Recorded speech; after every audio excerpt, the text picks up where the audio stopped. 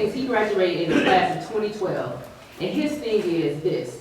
People need to understand clearly and wholeheartedly, just as Mr. Thomas said, right, that schools in this community are safe haven for those kids. That's the only place they have to go to be free.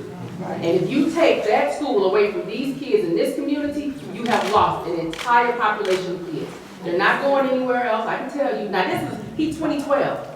He said they're not going anywhere because I was one of those kids. And if I didn't have that school to go to, I wouldn't have survived. He just graduated with his bachelor's degree in business management, and he's going back in July to register for his master's courses. Right? So our kids are ready.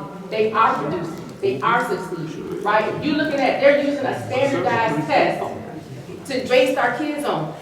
Black folks have always had trouble with standardized tests because they use experiences and exposures that typically our kids don't get. Right? So my thing is, let us write the standardized test. Right? That way, if you want to wait, let us kids take it, and then you give it to the other kids, they should do just fine. But you're absolutely correct, right? If one of us falls up, it hurts all of us, right? Because Muskegon County is a whole, and I say it often.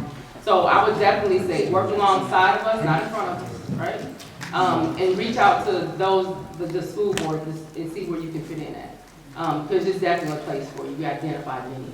I truly believe that the way Muskegon Heights handles this is going to set a tone for how the state will handle those further to come. That's just me. And so on Monday night, I did put a charge out to our citizens, and I asked them to spread the love, L-O-V-E, let our voices encourage. And that's, again, when you see our youth, encourage them. Like you said, tell them, I'm counting on you. I need you. What you need, I'm here to help you. We've made a very critical, I think, first step here tonight. By coming together and rallying, we don't need to let it stop. I think this should be the first step of many, many, many more to come. Because our councilwoman brought it up earlier, our children are suffering academically. They are bringing the grades up. That is happening. But we need to continue. Once we keep our schools open and once we continue to have them in this community, how are we as a community going to embrace them to make sure that our students go forward?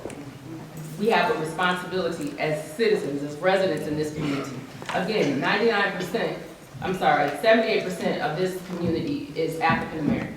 99% of the students at Muskegon Heights Charter Academy are Black, African American students.